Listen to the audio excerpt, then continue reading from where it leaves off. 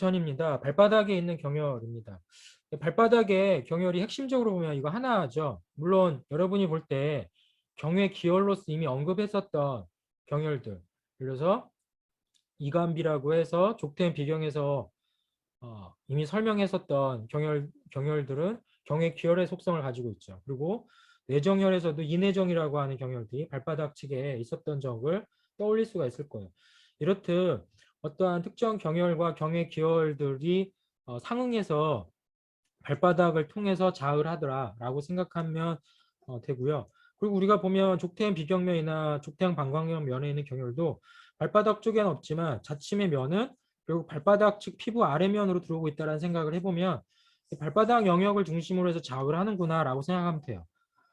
우리가 보면 경혈은 적극적으로 이렇게 하나밖에 없지만 발바닥은 피부 여러 가지의 그 이후에 후대 한의학에 의해서 손바닥, 발바닥 등의 새로운 침법들이 만들어져 있어요.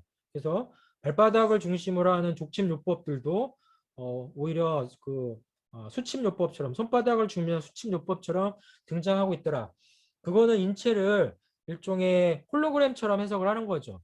그러니까 인체의 한 영역을 인체 전체 영역하고 상관성 있게 매치할 때 홀로그램적인 해석을 하게 되는데 그러한 의미로도 이제 발바닥 영역은 포괄적으로 건강관리나 질병치료에 활용이 되더라. 다만 여기서 용천은 이제 발바닥의 핵심 중심이라고 얘기하는데 이 중심을 어떻게 구분하냐면 발바닥을 3등분을 하고 그 3분의 1 지점과 그 다음에 발바닥을 좌우로 구분했을 때 2등분 선이 만나는 중심이다. 라고 얘기할 수 있겠습니다. 우리가 지금은 많이 사라졌지만 옛날에는 홀례 문화라고 하는 전통 문화가 이제 신랑이 신부가 될 집에 그러니까 처가에 가서 결혼을 하고 그리고 나서 결혼식을 한 뒤에 첫날 밤을 머무른 뒤에 다시 이제 신부를 친가 그러니까 시댁으로 데리고 오는 게 전통 홀례의 원칙이었죠. 그런 어떤 가족 행사를 하다 보면 첫날 밤을 잘 보내는 과정 중에 이벤트 중에 하나가 뭐였냐면 뭐 신랑 측이든 신부 측의 가족들이 신랑의 발바닥을 천정에 매달아 놓고 일종의 거꾸로 물구나무 세우듯 한 상태에서 발바닥을 몽둥이 같은 걸로 내리치면서 일종의 희망 고문 같은 이런 여러 가지 한 이벤트들이 있었어요. 아마 이런 문화는 현대 이제 사회에서 결혼 문화에서는 거의 이제 사라진 것 같아요. 예전에 가족 문화에서는 등장했지만 근데 그때 그런 문화가 왜 등장했냐라고 얘기하면 거기에 한의학적인 하나의 스토리라인이 있었죠. 그게 뭐죠? 발바닥을 마사지를 해주고 내리치면 이 사람의 일종의 그 성욕이 일종의 강화가 되고 일종의 첫날 밤, 신부와의 첫날 밤을 잘 보낼 수 있겠다라는 식으로 설정을 하는 하나의 스토리 라인이었어요. 이게 아마 여러분은 뭐 지금은 우습겠지만 옛날에는 이게 일반화된 한국의 전통 문화 중에 하나였어요. 근데 저는 이 문화가 아까 말한 것처럼 잘못 더 씌워져 있던 게 있던 거죠. 그게 뭐죠? 족소음 신을 성기능하고 연결한 상황의 시나리오가 만들어지니까 당연히 발바닥을 내려치면 성기능이 강화된다라는 식으로 일종의 상관성을 맺은 거 아니겠어요? 근데 여기서 생각해야 되는 거는 그거보다는 회항구치멸인 거예요, 얘는. 회항구치멸은 뭘까요? 의식을 잃는 환자한테 의식을 일깨워주는 그러니까 한의학적으로 보면 의식은 양기라고 하는 속성과 매우 닮아져 있어요. 양기를 높여주는 작용을 하는 거죠. 양기를 높여주는 작용을 한다는 거는 머리가 멍한 사람한테 머리를 맑게 해준다라고 하는 의미도 있는 거예요. 그러면 바로 이 부분은 뭐냐면 엄밀히 말하면 피로 회복이에요. 발바닥을 여러분 한번 지금 자기 손으로 마사지를 하거나 몽둥이를 내려치거나 아니면 뭐 지압을 한번 해보시면 피로 회복을 포함한 의식이 맑아지는 현상을 경험할 거예요. 물론 의식이 맑아지는지 아니면 짜증이 날지는 여러분에 따라 다르겠죠. 여러분 성향에 따라서는 짜증이 날 수도 있겠지만 결국 그 공통된 호르몬은 뭐예요? 아드레날린 호르몬이 올라간다는 거야.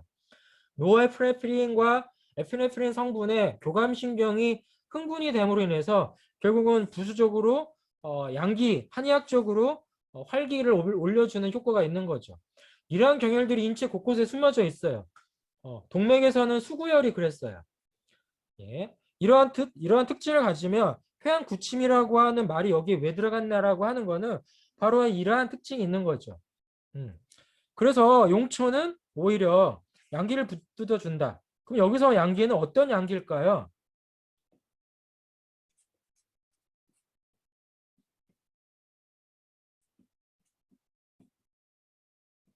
이러한 양기가 아닐까요? 사실은 아까 말한 것처럼 가족 의례의 하나의 행사는 모두가 축하할 일인 거고 거기에 힘 빠져서 하루 종일 홀리를 치느라고 넉다운 되어 있는 번아웃 되어 있는 신랑을 구슬려서 신부랑 즐거운 하룻밤을 보낼 수 있도록 신혼여행을 보내줘야 되는데 그때 스토리라인은 뭐죠? 주변 사람들이 함께 모여서 신랑을 희망 고문하듯이 고문하는 거지만 실제로 신랑은 설레임이 가득하고 즐거움으로 받아들이는 겁니다. 여러분 누군가가 자기 발바닥을 그런 식으로 때리면 여러분은 이것을 기쁨으로 받아들일까요? 아니면 학대로 받아들일까요? 지금의 정서로 보면 당연히 학대로 받아들이죠. 우리가 과거에 보면 학대나 어떻게 보면 일종의 누군가를 가학적으로 할 때 발바닥을 내리치는 고문도 많았어요. 예전에 보면 군사 정권 시절에 말을 안 듣는다는 이유로 뭔가 고문을 할 때 발바닥이나 무릎이나 정강이 부분을 내려치는 거죠. 그거는 기쁨인가요? 그건 분노죠. 다만 이러한 희망이라고 하는 것을 여기를 통해서 전달할 때 그것은 뭐죠? 분노의 아드레날린이 올라가는 게 아니라 여러분이 청룡열차나 아니면 바이킹을 탔을 때의 느낌과 같은 그러한 아드레날린 수치가 올라가는 거죠. 만약에 여러분이 바이킹을 타는데 바이킹을 타고 났더니 옆 사람 뺨을 때리고 싶을 만큼의 분노가 치밀어 올랐다면 그거는 이러한 아드레날린의 양기는 아니죠. 그래서 이렇듯 동일한 우리의 몸의 내분비적 화학적 성분을 어떤 조건하고 연결해서 일종의 기분의 좋음으로 넘길지 아니면 짜증으로 넘길지 분노로 갈지 아니면 폭력으로 넘어갈지는 다 다르겠죠. 근데 저는 용천이라고 하는 거는 어떤 측면에서 보면 누군가는 학대를 받는 거지만 어떤 거는 스토리를 통해서 기쁨을 선사하는 하나의 이벤트일 수도 있고 궁극적으로 그 목적은 뭐예요? 예, 멍한 사람을 의식을 깨워주는 효과다. 그만큼 발바닥은 인체 의식을 강화시키는 효과가 있다. 이러한 측면에서 우리가 강화시키는 경맥이 뭐였을까요? 바로 교맥이라고 생각하면 돼요. 결국 조금 이따 얘기하겠지만 결국은 용천을 비롯한 족솜 경맥은 교맥을 이어 교맥을 활성화시켜주는 작용을 해요. 교맥은 족태양 방광경에서 이미 설명드렸어요. 뇌혈류와 관련해서 해석해 볼 수도 있고 그것이 궁극적으로 뭐예요? 불면이나 수면 장애와 같은 몸의 상태를 개선하는 쪽에 병리적 모델, 진단, 치료적 모델로 쓸 수 있다고 얘기했습니다. 그래서 발바닥은 매우 예민해요. 그래서 이 예민한 부위를 뜸으로 치료하든 침으로 치료하든 그 과정들은 생각보다 강력한 자극 효과를 줄 거다라고 생각하면 돼요. 그 과정에서 공교롭게도 발바닥의 영역에 뭐가 있어요?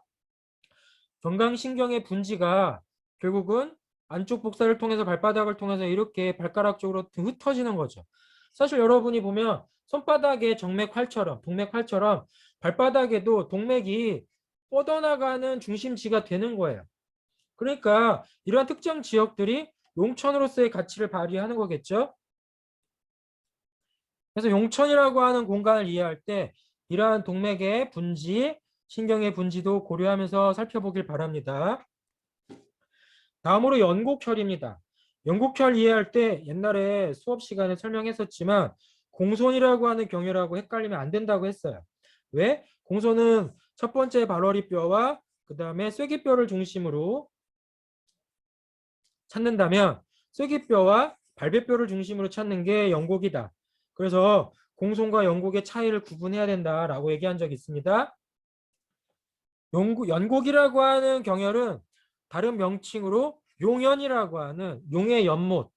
요즘에 그 저기 뭐야 디즈니에서 저기 태국 동남아를 배경으로 하는 애니메이션이 나왔는데 예, 왠지 그런 용이 떠오르지 않나요? 용연.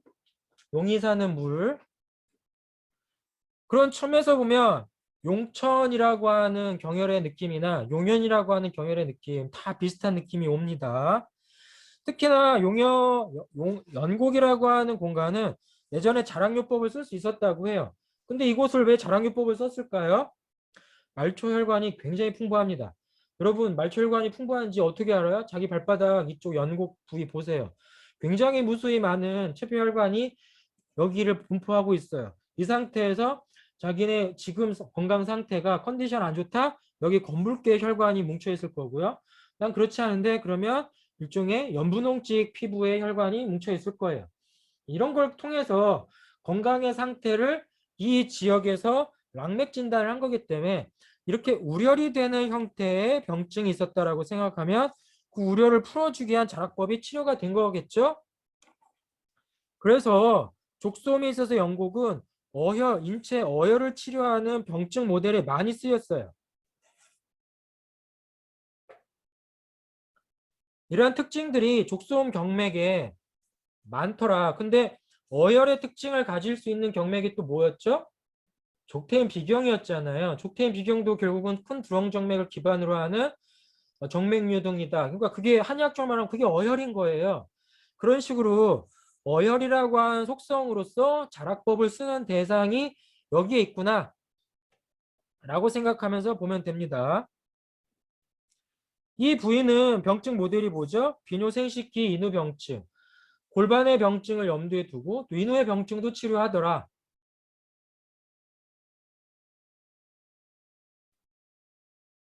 그래서 공소는 주로 심과 비의 문제를 치료하는 영역에서 치료가 많이 됐죠. 그래서 윗배 병증에 치료한다라고 제가 얘기했을 거예요. 그래서 윗배에 관련된 족태인 비경의 영역에서의 병증 모델. 그래서 심장 질환도 치료할 수 있다라고 표현한 것이 이러한 현상이었다면 여기는 무슨 병증? 인후에 관련된 병증과 골반의 병증. 물론 골반 안에 있는 거는 비뇨기와 생식기 관련된 영역을 치료하는 영역. 근데 그 병리적 모델이 뭐예요? 어혈이었을 거다라고 추론하는 거죠.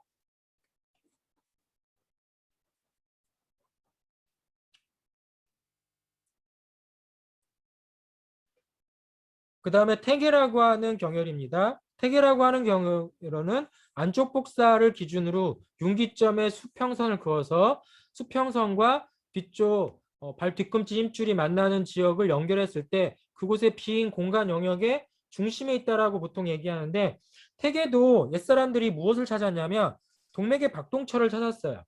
그러면 이 동맥의 박동처가 어디에 있냐를 찾아야 되는데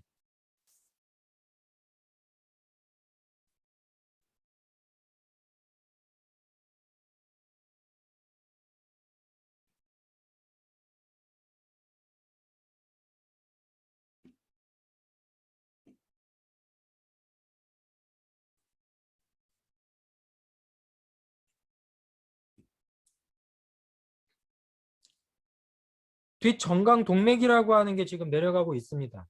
뒷정강 동맥이 내려가는데 뒷정강 동맥이 내려가는 공간은 안쪽 복사에 붙어 있어요. 그러니까 발 뒤꿈치 힘줄과 안쪽 복사를 연결하면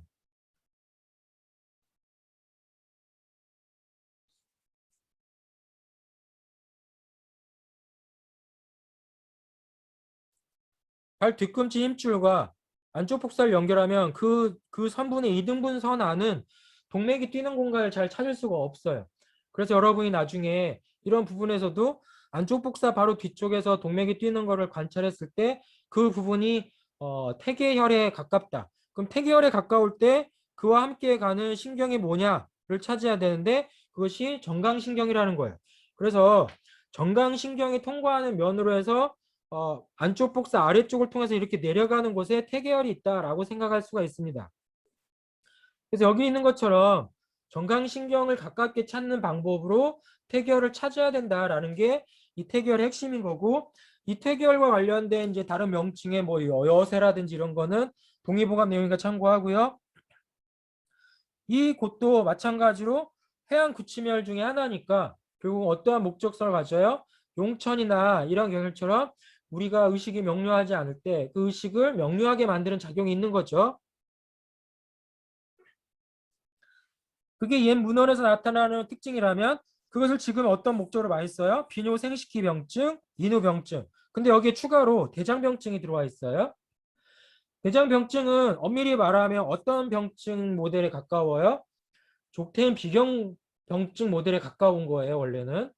그럼에도 불구하고 태교열이 족태인 비경의 영역권에 있는 대장병증에 활용될 수 있다는 것은 족소음 신경이 가지고 있는 증상 모델 안에 설사가 있기 때문에 그래요.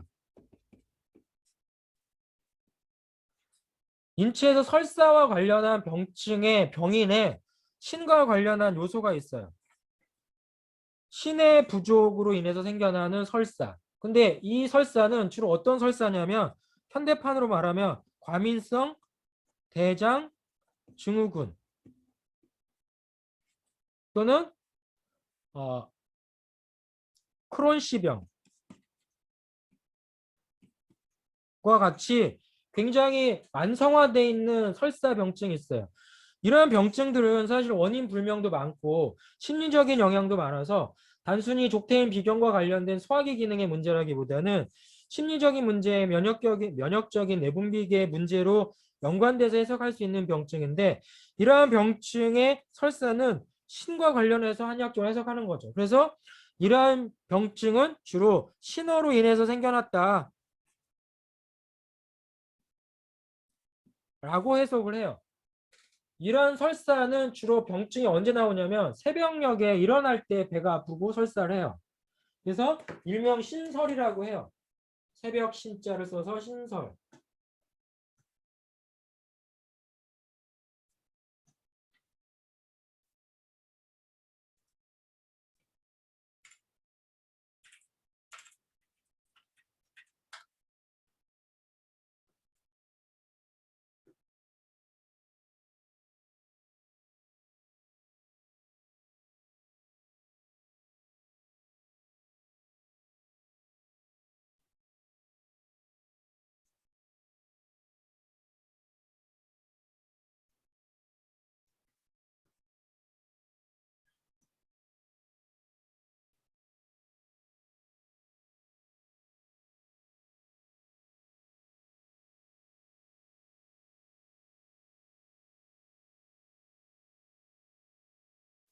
여기 이런 말이 있죠, 여러분. 신양과 비양이 허하고 속이 차서 설사가 난다라고 하는 이러한 설사 중, 그러니까 한의학에서 여러분이 나중에 병리학이나 진단을 배우면 지금 말하는 이 신설, 여기 신설이 있네요. 네, 신설.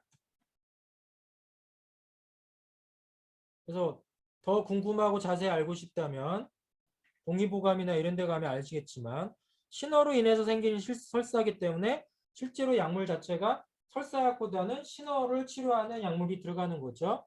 이렇듯 한의학에 있어서 태계열은 그러한 전통적인 신호로 인해서 생겨나는 설사 질환을 치료한다라고 하는 측면으로 쓰여졌기 때문에 아주 대표적인 독특한 병증이 하나가 이렇게 들어와 있어요.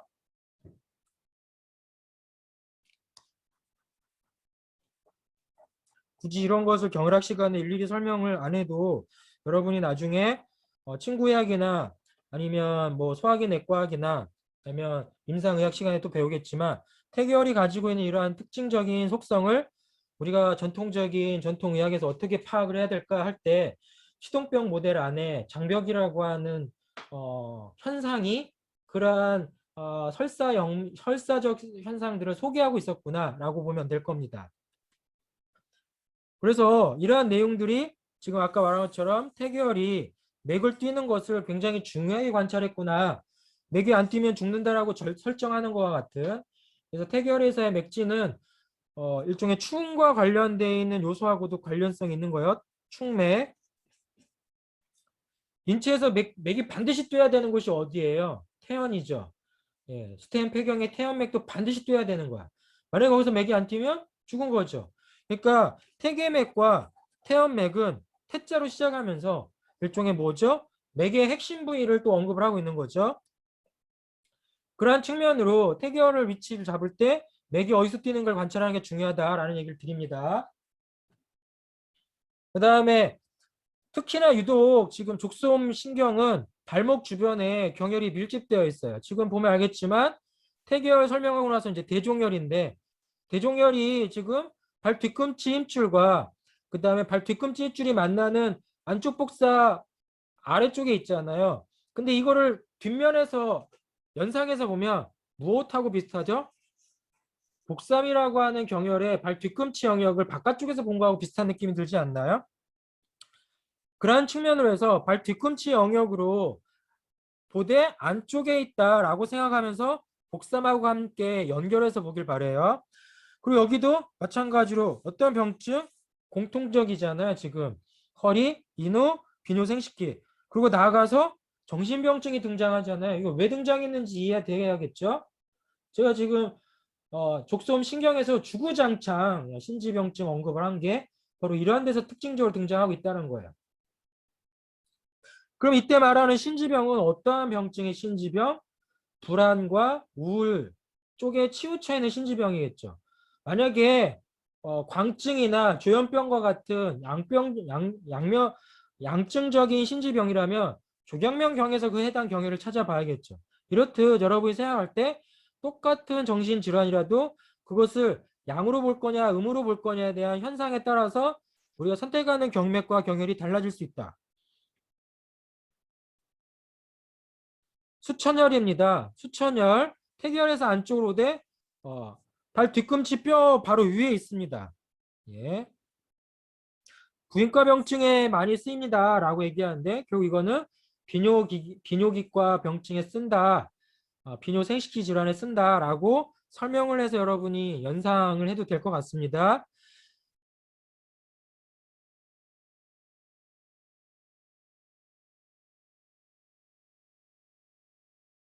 그 주변에 있는 근육신경 혈관은 여러분이 찾아보길 바래요. 그 다음에 조회열입니다. 조회열도 마찬가지로 가쪽 복사에 있는 신맥하고 비교해서 이해하면 좋을 것 같아요.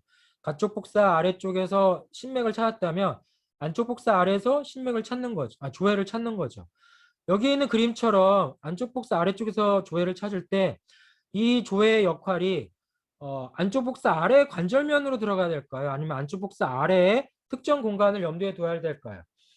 제가 지난 시간에 족태양 방광경 설명했던 것처럼 경혈이라고 하는 건 영역이고 이 영역이 넓어지면 질병이 악화되는 거고 경혈의 면이 좁아지면 질병이 치유되는 현상이다라고 얘기했어요.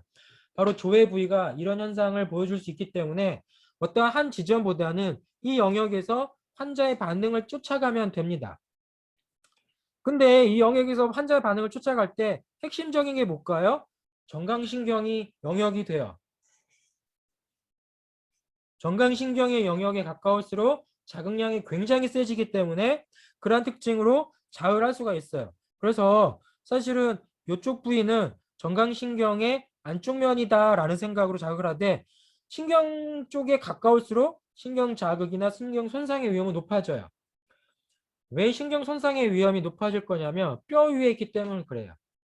뼈 위에 있는 신경은 자입 과정 중에 치매 자극 방향에서 회피할 수 있는 공간이 많지가 않아요.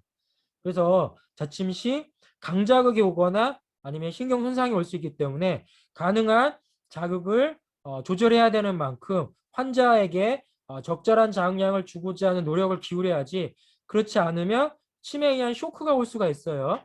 그 쇼크는 단순하게 심신적인 어떠한 침훈으로 끝날 수도 있지만 환자에게 강한 불쾌감이 올 수 있는 거죠. 아까 말한 것처럼 환자가 예측한 방향으로서의 자극을 받으면 그게 비록 아드레날린이라고 하더라도 기분 좋은 아드레날린으로 가지만 그게 불쾌한 아드레날린으로 가면 분노로 가는 거예요. 자침 효과가 환자로 하여금 분노나 화를 야기한다면 그건 치료 효과를 야기한 게 아닙니다. 그러한 측정을 고려하면서 조회열을 보되 조회열의 눈질환이 왜 들어왔을까요? 이걸 이해하려면 조회열이 음교맥과 관련돼 있다는 요소를 이해하고 있었어야 돼요. 음교맥은 당연하게 양교맥과 함께 눈 부위를 중심으로 하는 수면 조질, 의식 조절과 관련한 관문으로서 옛날부터 이해했기 때문에 조회라고 하는 것은 눈질환에 쓰인다. 그러면 여기엔 배경에 뭐가 있을까요? 조회는 불면증 치료에 활용되어집니다. 이런 측면까지 고려하면 팔맥 교열 중에 음교맥에 썼다라고 하는 내용들도 고전에서 나온 내용까지 같이 이해하면서 이 부분은 자극 대상이 정강신경의 피부 분절 영역인데 그것이 족소음 신경 영역을 치료하면서 나가서 교맥적인 치료 효과, 특히 의식과 관련한 치료 효과에 있다. 근데 여기에는 비록 얘가 회양 구치멸 같은 의식을 일깨운다라고 하는 특성을 분리되어 있지는 않지만 충분히 회양 구치멸과 같은 치료 효과를 가지고 있는 거예요. 그래서 우리가 용천이라든지 예를 들어서 태계라든지 이러한 조회들은 충분히 환자의 의식을 맑게 해준다. 그 맑음이 결국은 아까 말한 것처럼 우울함, 새드니스라고 하는 거, 새드니스라고 하는 것을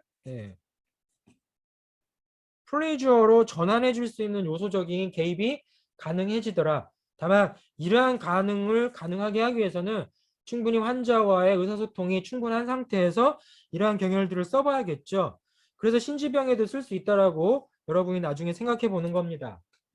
아울러서 이 과정에서 이제 태계혈을 넘어서 조회혈 넘어서 이제 안쪽복사 위로 올라갈 때 이 주변에 가는 과정에 간염이라고 하는 경의 기혈이 하나 놓여 있네요. 사실은 삼음교 아래에 태계 위에 있는데 간염을 애써 왜 이 간염이라는 경의 기혈을 여기다 썼을까요? 그건 지금 족소음 신경이 가지고 있는 시동병정 요소와 소생병정 요소를 떠올리면 여기다 분류하는 게 여러분이 조금 더 학습하기 좋을 것 같아서 분류한 거겠죠. 물론 그렇게 볼 때 삼음교도 감염에 쓸 수 있어요. 왜? 족된 비경도 엄밀히 말하면 습담이라고 하는 측면에서 비의 습열 문제를 치료합니다. 그러면 비습열이 결국은 어떠한 영향을 미친다고 하죠? 우리는 황달로 이루어진다고 얘기를 해요. 황달 현상의 원인의 비의 습열. 그래서 족태인 비경에 있는 경혈들이 후대 한의학에서는 간염 치료나 간의 기능에 문제가 되는 질환을 쓰게 되는데 그러한 측면으로도 이 간염의 경혈이 왜 여기서 갑자기 등장할 수밖에 없는가도 떠올려 보라는 거죠. 물론 간염 관련해서 여러분이 떠올릴 수 있는 또 다른 경혈이 어디에 있었죠? 수소음 신경과 수태양 소장경의 경외기혈을 설명할 때 아래팔 지정혈 주변에서 신장에 관련된 내장 경혈, 콩팥과 관련된 경혈, 간염과 관련된 경혈들을 경외기혈로 설명을 했어요. 거기서도 마찬가지로 우리가 이러한 증상들을 완화할 수 있다고 얘기하는 거죠.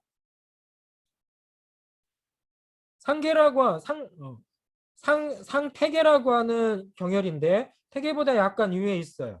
이게 어디에 씁니까? 라고 하면 외번족에 쓴다라고 되어 있어요. 외번족은 뭐죠?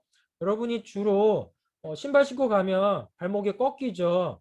발목이 꺾여서 이런 식으로 꺾이는 게 외번족이에요. 또 어떤 사람은 이런 식으로 꺾이기도 하죠.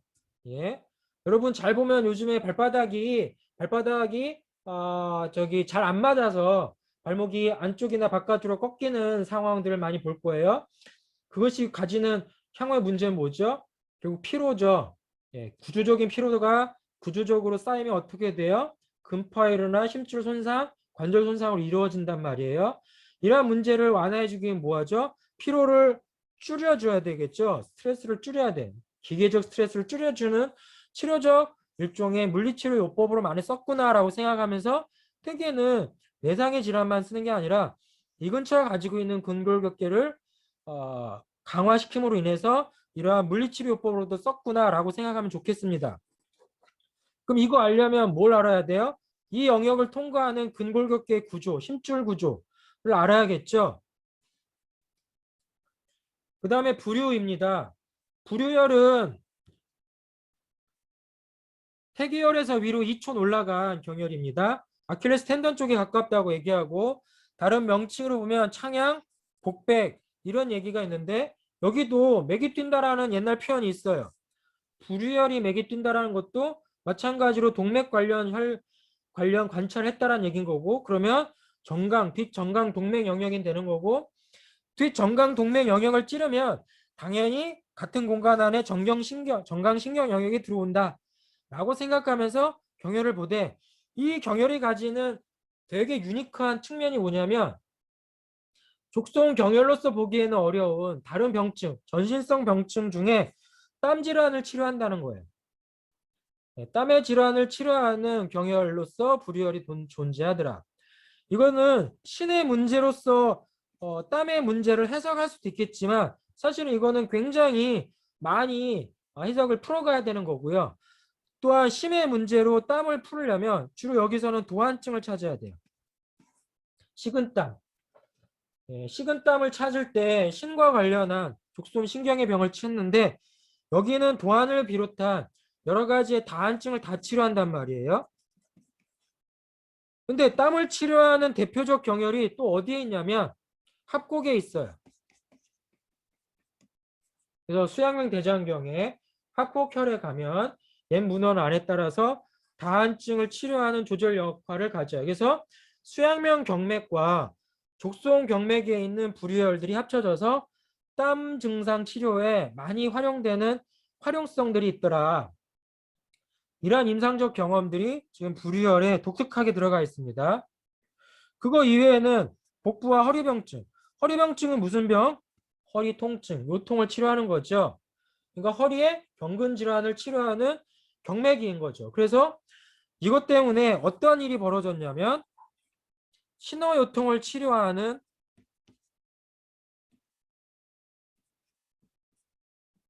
오행적 사유를 만들어냈어요.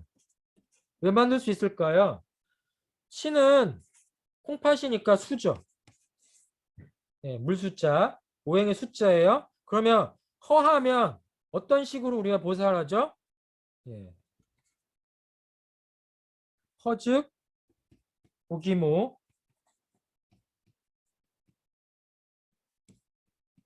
오행 중에 뭐에 해당하는 것을 보하고 실즉 사기자 한다라고 표현되어 있어요.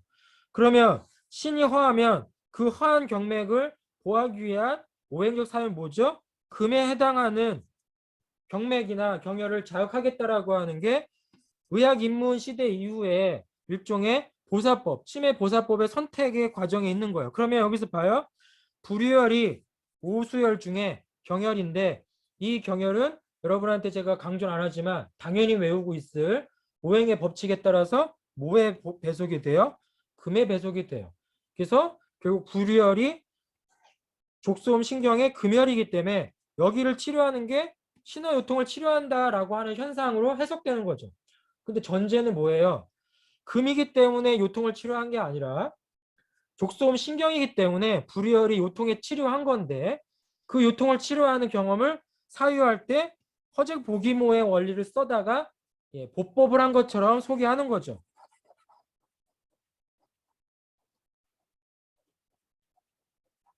그래서 우리가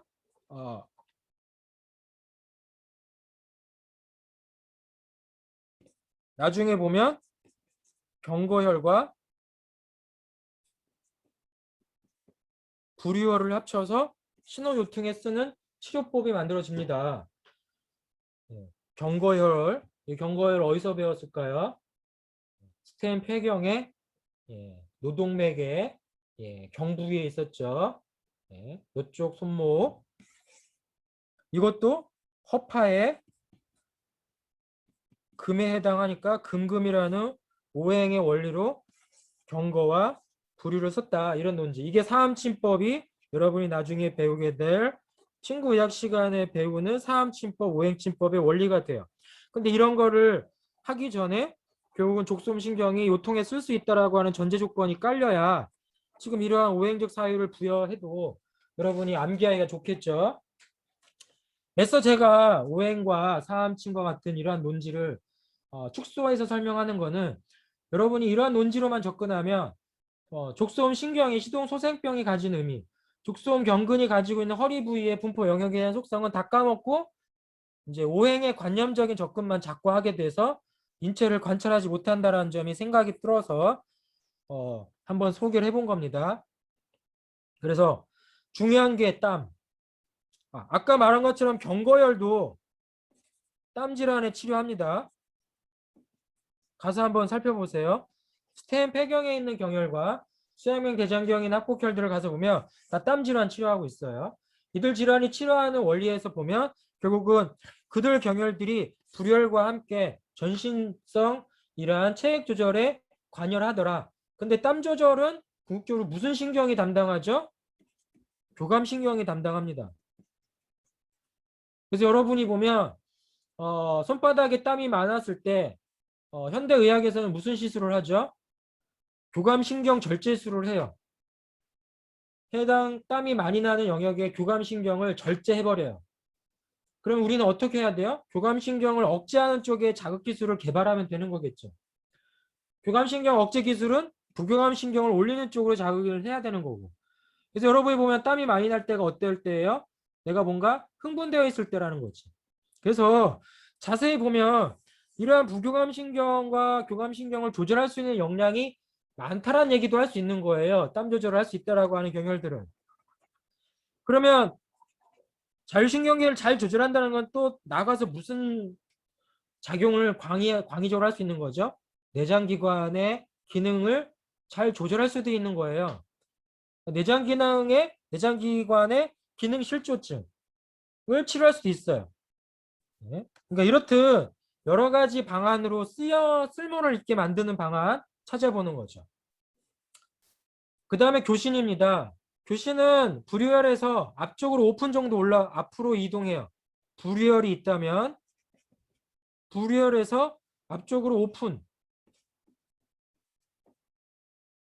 그러니까 엄지 한마디의 절반 정도. 그러니까 사실은 경혈의 분류 입장에서 보면 불유라는 공간과 교신이라는 공간은 오버랩될 수밖에 없기 때문에 사실은 어떤 측면에서 보면 불유적 특징을 강하게 쓸래, 교신의 특징을 강하게 쓸래인데 교신의 특징을 강하게 쓴다는 건 뭐죠?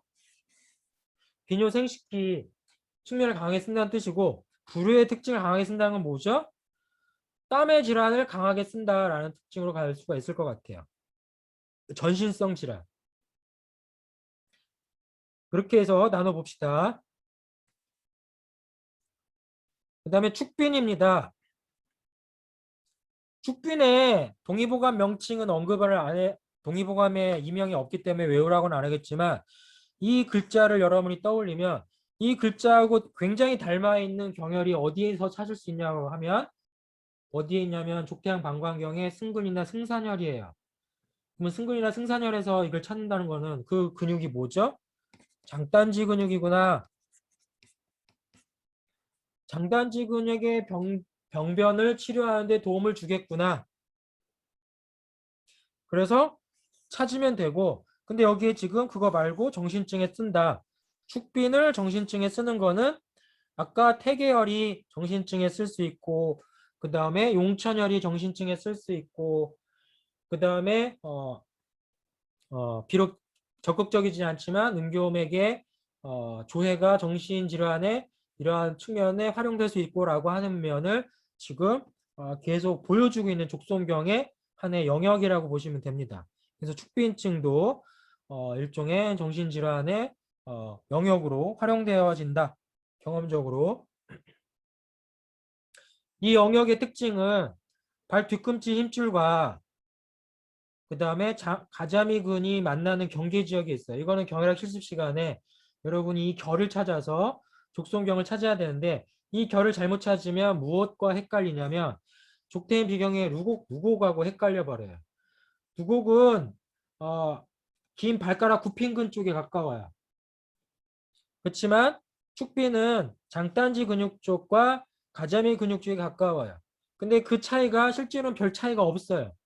그러니까 나는 가자미근과 장단지 근육을 자극할 거야. 그럼 축빈이 되는 거고 나는 긴 발가락 굽힌근을 통해서 이제 이 족태인 비경면을 자극할 거야. 그럼 누국이 되는 거죠.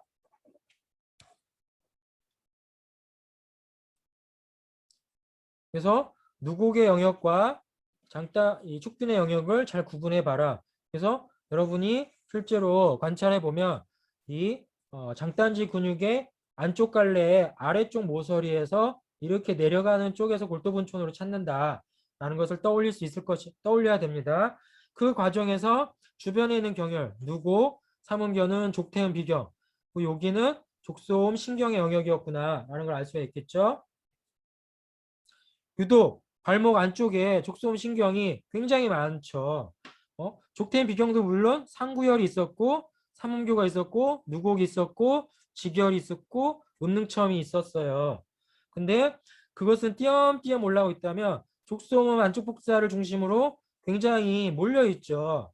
이런 몰려 있다라고 하는 의미가 이 부분을 특히나 족소음에 특화된 영역으로 설정했다는 거죠.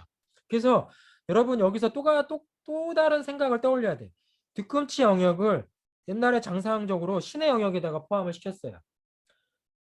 물론 신과 함께 태양의 영역에도 귀속을 했는데 신의 영역으로 속성을 발 뒤꿈치를 안쪽 복살 중심을 뒤꿈치를 설정을 했어요. 그래서 발 뒤꿈치에 족저근막염이 생기는 병증 모델의 환자가 생긴다.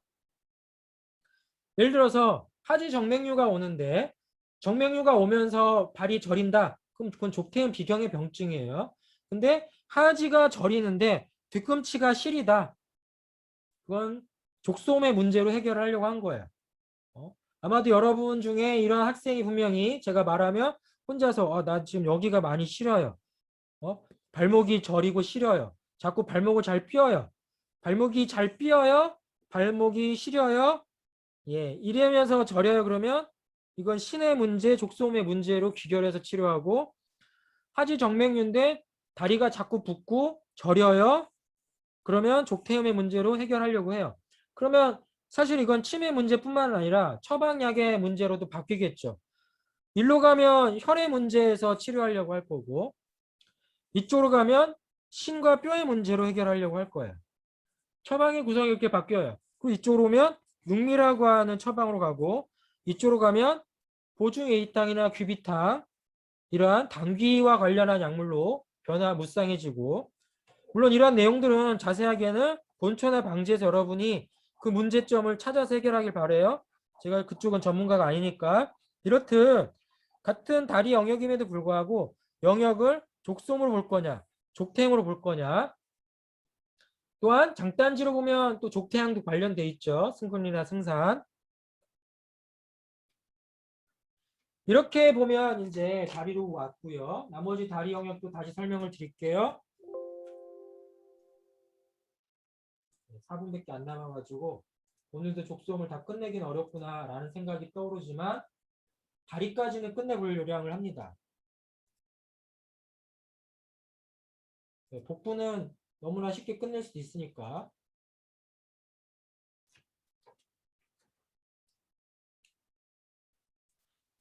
그 다음에 이제 우리가 봐야 될 경혈이 음곡이라는 경혈이 있습니다.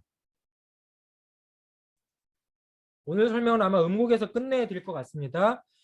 음곡이라고 하는 경혈은 이 오금이라고 하는 부위, 예, 무릎 관절면을 뒤쪽에서 보는 거 오금이라고 하죠. 객부라고도 얘기하죠. 객부라고도 얘기하고 오금이라고도 얘기하죠. 오금이 형성되는 거는 오금의 넙다리 영역에서 안쪽에 위쪽은 반막근 반힘줄근이라고 했고 넙다리의 위쪽의 가쪽은 넙다리 두 갈래근이라고 얘기했어요. 이건 족태환경에서 이미 얘기한 거예요. 그리고 아래쪽은 뭐죠? 장단지 근육의 안쪽 갈래근, 장단지 중의 가쪽 갈래근이 만나서 다이아몬드형의 오목한 공간을 만든다고 했어요. 음곡은 바로 이 다이아몬드의 안쪽 모서리에 있다 생각하면 돼요. 다이아몬드의 안쪽 모서리니까 그 다이아몬드 안쪽 모서리에서 얘 문헌에 따라서는 동맥의 박동도 찾았다라고 돼 있어요. 그럼 이 동맥이 또 뭔가도 찾아야 되겠죠. 그러면서 찾으면 일단 근육은 안쪽 모서리를 이루는 벽은 뭐죠? 반힘줄근과 반막근. 아래쪽은 장단지 근육이 있습니다. 장단지 중에 안쪽 갈래. 이게 기준이 된다고 생각하시면 돼요. 그 다음에 동맥은 뭘까요? 동맥은 무릎 안쪽, 위 안쪽 무릎 동맥 영역이 이 주변에 있습니다. 물론 무릎 내림 동맥도 이 주변에 있습니다. 그러니까 무릎을 감싸며 무릎 관절 안쪽으로 넘어오는 동맥이 위아래에 있어요. 이러한 것들이 옛날 사람들은 미세하게나마 촉진을 했을 거라고 염두에 두고 보면 돼요. 그러니까 그리고 무릎 질환을 관찰하면서 보는데 여기 또 하나의 관찰, 이런 거는 관찰을 못했지만 임상적으로 활용해야 된다. 그게 뭐냐면 불황 정맥 영역이에요. 바로 족대음 비경이 통과하면서도 이 지역도 통과한다는 거죠. 왜 두렁 정맥을 관찰해야 되냐면 두렁 정맥 주변이 결국은 우렬, 우혈, 어혈이라는 현상을 야기했다면 이 자체가 체표로 드러나는 지난 시간에 얘기했던 스파이드베인과 같은 말초 혈관의 미세 정맥류와 같은 현상이 나타나면 그것이 곧 진단이나 치료적인 대상이 될 때 그것이 곧 이 주변에 다빈도로 등장한다는 거예요. 그래서 족소운 신경에서의 응곡도 어혈을 치료하는 목적성으로 옛 문헌에 많이 등장해요. 그러면 지금 어혈 치료 말한 게 연곡혈이 하나 있었고 그 다음 여기 음곡혈이 있는 거예요. 옛 문헌에 따라서. 그런 문제를 뭘로 치료해요? 예, 출혈요법으로 해결한다는 거죠. 일단 우렬은 출혈요법으로 해결해요. 그러니까 여러분이 나중에 친구 임상에서 보면 이런 부위를 뭘로 치료해요? 출혈요법을 이용해서 치료할 수 있어요. 물론 대량 출혈을 야기하면 안 되지만 그리고 나서 그 다음 치료는 뭐예요? 심부에 있는 조직을 자극을 하겠죠. 그 자극의 대상에 있는 게 근육일 수도 있고 신경이라면 이러한 신경 영역이 있겠죠. 그래서 이런 걸 통해서 비뇨 생식기 질환과 여성 질환에 쓰이는데 제가 이거 슬라이드 안 지웠네. 옛날 슬라이드는 이런 식으로 들어가 있는 거예요. 그래서 뭐 했어요? 허리 질환, 비뇨 생식기 질환, 정신증에도 쓴다는 말이 등장하는 거죠. 족솜이 정신증에 쓰이는 얘기도 음곡에 있어요. 근데 이런 거는 큰 범위에선 제가 강조 안 하니까 만약에 세부적인 걸 써놨다면 이런 식으로 썼다라고 얘기 들어겠죠. 그래서 아시얼로 쓰이거나 비뇨 생식기 질환에 쓰이거나 허리 질환에 쓰이는데 그 상황에 따라서 이러한 해부학적 영역이 쓰이는 거고 뭐 그런 거 싫으면 무릎 질환에 써요. 무릎증. 네, 무릎증을 쓸 때 그냥 써요. 아시얼로.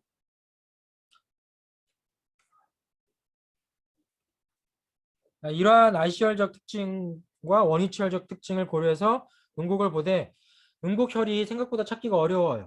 그래서 나중에 음곡혈 찾는 법은 실습 시간에 다시 와서 얘기하겠지만 음곡혈을 반힘줄근과 반막근을 염두에 두고 찾는 법. 지금 여기 보면 반힘줄근이 있고 반막근이 있어요. 그 사이에서 음곡혈을 찾는 법. 그러면 이렇게 찾을 수 있어요. 또한 또 하나의 방법이 뭐냐? 반힘줄근과 장단주근의 안쪽 갈래가 올라가면서 만나는 이 교차점을 염두에 두고 찾는 법. 그런 식으로 해서 찾다 보면 어느 영역이 돼요? 예, 예, 무릎으로 가는 동맥, 동맥의 영역에 무릎 위, 위 안쪽 무릎 동맥 영역으로 가는 그 중간 영역이 심부 영역이 되겠죠. 그리고 이 영역은 궁극적으로 뭐의 영역하고 교합이 되어 있냐면 오리발이라고 하는 패스 안세리누스라고 하는 오리발 영역. 여러분 많이 들었죠? 해방 영어 시간에 정강뼈 안쪽 영역에 패스 안세리누스라고 하는 거위발이 있어요. 예? 거위발이 이렇게 있는 거죠. 이런 거위발과 같은 힘줄이 무릎뼈, 정강뼈 안쪽 관절 위 융기에 있는데 여기에 보면 넙다리 빗근, 반힘줄근, 그 다음에 두동 정강근 힘줄이 오리발 모양으로 만드는데 이게 사실은 구조적으로 기계적 스트레스를 많이 받아서 무릎 관절증을 야기하는 핵심 병리적 포인트가 돼서 무릎 관절 안쪽에 다빈도로 병변이 생겨요. 그런 것에 ICL로도 쓸 수 있겠죠. 그런 얘기를 패스 안세리누스로 얘기할 수 있다. 그래서 이러한 과정에 대한 경혈학적 해석들이 옛 문헌에 따라서 큰 근, 작은 근을 토대로 해서 음곡과 곡천이라고 하는 경혈을 분류하려고 하는데 나중에 곡천 가서 또 얘기할 거니까 음곡과 곡천을 구분하는 과정에서 결국 반힘줄근, 그 다음에 반힘줄근 안에 있는 반막근, 그 다음에 반막근 안쪽으로 해서 정강뼈에서 위로 올라가는 어, 장단지근의 안쪽 갈래가 이런 큰 근, 작은 근의 역할을 통해서 구분 역할을 하더라. 그래서 경혈학 실습 시간에 구체적으로 여러분이 이 위치를 파악을 하게 될 겁니다.